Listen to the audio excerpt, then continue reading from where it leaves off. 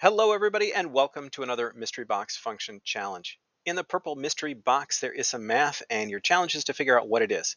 Because today is a Friday, that math is going to be particularly challenging. You can use the link in the description if you want to try it out on your own, and when you've got an idea, come on back and see if we get the same thing. All right, I'm going to start with a 0. Okay, 0 gives us 0. How about 1? 1 gives us 1. How about a 2? Oh, well that's interesting. So basically that's a 4, but it looks like it has the kind of rounding error you get with computers when they do their calculations. You get that kind of error because the computer converts to binary and does its calculations there and then converts it back to base 10. So this is really 4, but some kind of calculation went on there.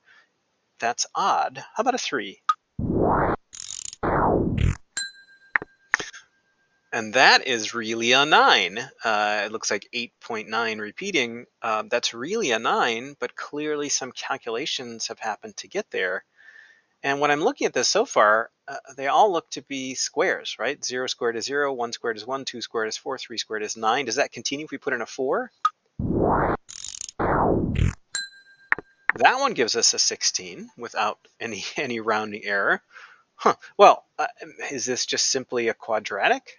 Let's try some negative numbers.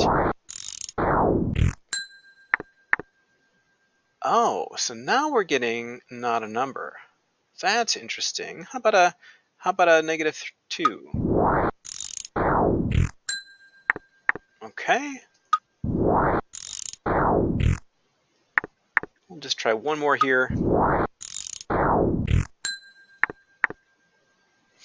All right. Well, I think I know what's going on now. This is an odd one. I mean, if you look at what we've got, it looks like half of a parabola, or maybe it looks like the square root function, really. Uh, Turned on its side, and that might be one way to think about that. And you could probably come up with a correct equation by thinking about it that way.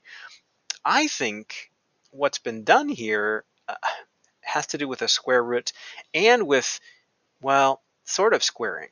So let me tell you what I think is going on. I think we're starting with the square root of x, and that's why all of these not a number errors pop up here. This is the error we get with the square root function, and that's why I think we've got a square root. And I think after you take the square root of x, we're actually raising it to the fourth power. So the effect of that is to give you something like x squared as long as x is greater than or equal to 0. This would give you that. So it would eliminate all the negative numbers. That would just give you an error. It wouldn't be defined for those parts of the function. So you'd get that x is greater than or equal to 0. And then once you take the square root of something and raise it to the fourth power, that comes out to being squared. So let me show you how that works. If I put in, let's say, a 2 here, I would have the square root of 2 and then raised to the fourth power. Well, the square root of 2 to the fourth power is the square root of 2 times the square root of 2 times the square root of 2 times the square root of 2. The square root of 2 times the square root of 2 is 2, so we've got 2 times 2, and that equals 4. One of the reasons I'm pretty sure it's something like this, where the square root is being taken first and then it's being raised to the fourth power, is because that would result in, on a computer, in this occasional rounding error.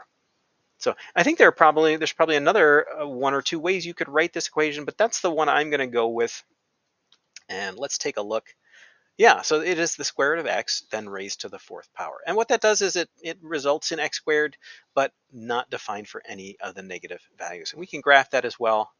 And there it is. So you can see it sort of looks like that square root function turned up on its side. I would leave that as a challenge to you. Is there another way to write this equation without a fourth power? Well, how did that go for you? It was a tricky one. Let me know. Thanks, everybody.